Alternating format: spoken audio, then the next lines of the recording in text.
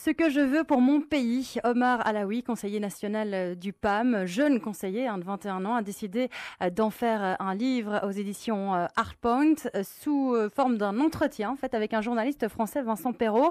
Omar Alaoui est venu nous en parler aujourd'hui sur Atlantique. Bonjour. Bonjour, merci de me recevoir. Avec plaisir. Alors d'abord, racontez-nous comment s'est fait cette idée de faire un livre sur la jeunesse marocaine. Comment ça vous est venu ? Ce livre est le fruit d'une rencontre intellectuelle avec Vincent Perrault, qui est le chef de la rubrique économie à LCI TF1. Et en fait, il m'a donné la force de mettre sur papier les idées que je défends depuis déjà 5 ans sur la scène politique marocaine. J'ai commencé à 16 ans au sein du mouvement pour tous les démocrates. Et j'ai fait beaucoup de terrain, j'ai rencontré beaucoup de jeunes partout dans le Maroc. Et j'avais besoin d'écrire leurs revendications, d'écrire leurs idées, leurs rêves, et écrire aussi les miennes. Et mes propositions très concrètes sont toutes rassemblées dans ce livre qui est certes sous forme d'entretien, mais qui est aussi un manifeste pour la jeunesse. Alors, donc vous le dites, c'est un livre programme, si on peut dire, pour soutenir ces jeunes à s'investir politiquement. Est-ce que vous trouvez que la jeunesse marocaine n'est pas assez impliquée politiquement aujourd'hui ? J'estime qu'il y a un gouffre entre les dirigeants politiques et les jeunes marocains. C'est-à-dire que les jeunes sont très intéressés par la chose publique, par l'action politique, mais les partis ne sont pas crédibles. Et les politiciens sont totalement décrédibilisés aux yeux des jeunes marocains. Ce livre est une tentative de réconcilier les jeunes avec la politique et de proposer par des actions très concrètes une meilleure intégration des jeunes sur le champ politique. Alors Omar Alaoui, vous faites partie d'un milieu privilégié, vous faites des études à Londres, etc. Est-ce que vous considérez vraiment que vous représentez la jeunesse marocaine ? Déjà, appartenir à un milieu, comme vous le dites, privilégié, ça ne devrait pas forcément m'exclure de produire, d'être dans l'action politique. Au contraire, j'estime que j'ai eu de la chance dans ma vie. Je remercie mes parents qui ont bataillé dur aussi pour avoir ce que j'ai aujourd'hui. Et donc, j'estime que mon devoir est aussi de donner à ce pays qui m'a beaucoup donné. Le Maroc m'a énormément donné en termes d'opportunités, en termes d'atouts. Et j'estime que j'ai un devoir patriotique envers mon pays, envers les jeunes, d'aussi proposer des choses, de ne pas m'enfermer dans une bulle, dans un cocon, au contraire de sortir, d'aller au contact des jeunes marocains. Bien sûr, j'estime que je ne représente pas l'ensemble de la jeunesse marocaine, mais j'ai un avis à donner et j'en profite à travers ce livre pour le donner. Alors quand vous dites que vous donnez un petit peu la parole à ces jeunes qui sont en soif d'idéal, de rêve, vous la connaissez, cette jeunesse qui est un peu plus défavorisée, qui est nombreuse dans la jeunesse, peut-être une majorité même ? Comme je vous le dis, ça fait quand même depuis l'âge de 16 ans que je fais de la politique. Donc j'estime, bien sûr, je ne vis pas les souffrances que vivent certains de jeunes, je ne vis pas les mêmes problématiques, mais je les connais, ces problématiques. Je connais leurs préoccupations parce que je suis sur le terrain. Et je suis au contact de ces jeunes à travers les régions du Maroc. Et donc ça me donne une certaine, je ne vais pas dire une légitimité, mais je sais de quoi je parle quand je parle de la jeunesse. Et au final, je me suis rendu compte que les problématiques de la jeunesse, elles étaient un peu partout les mêmes. Ça dépend pas forcément de la catégorie socio-professionnelle de nos parents. C'est-à-dire que c'est qu'on ait fait des études ou non, le chômage est là. Qu'on ait fait des études à l'étranger ou non, l'insertion dans le milieu professionnel est difficile. La galère du premier logement, elle existe au Maroc. Quand est-ce qu'on quitte le nid familial ?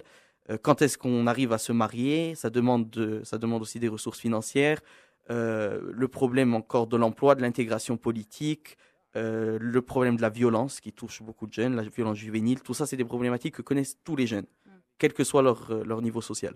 Alors, vous disiez en début d'entretien que vous faites des propositions concrètes. Donnez-nous-en quelques-unes, les plus fortes. Sur le volet politique, par exemple, ce livre propose la fin du cumul des mandats, afin de libérer des opportunités politiques, les opportunités de mandat politique pour les jeunes et pour les femmes. Parce qu'aujourd'hui, les ténors politiques prennent trop de place, à votre avis ? C'est ça, on est dans l'ère des dinosaures et des éléphants. Pourtant, il y a eu un discours royal qui disait à chaque époque ses hommes et ses femmes.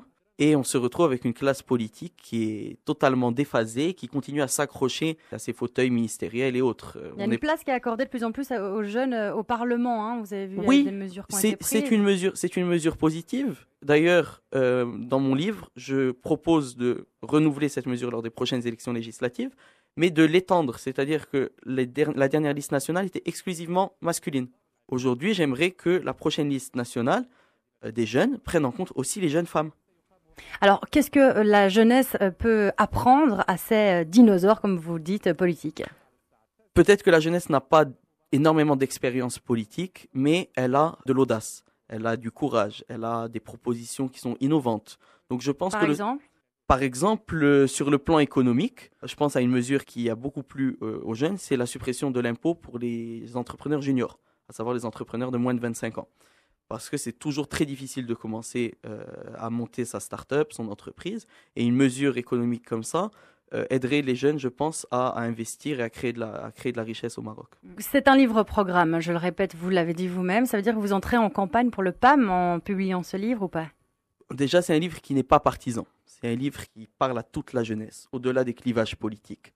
Je ne fais pas du tout la promo du PAM dans ce livre, même si je crois profondément aux idées de mon parti.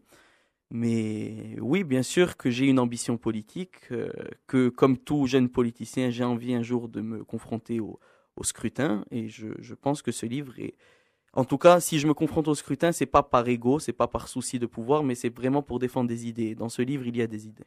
Est-ce que vous n'avez pas le sentiment parfois que la jeunesse est divisée entre un retour aux sources, un besoin de traditionnel et une autre jeunesse qui veut plus d'ouverture, peut-être plus s'ouvrir au monde et voyager, etc.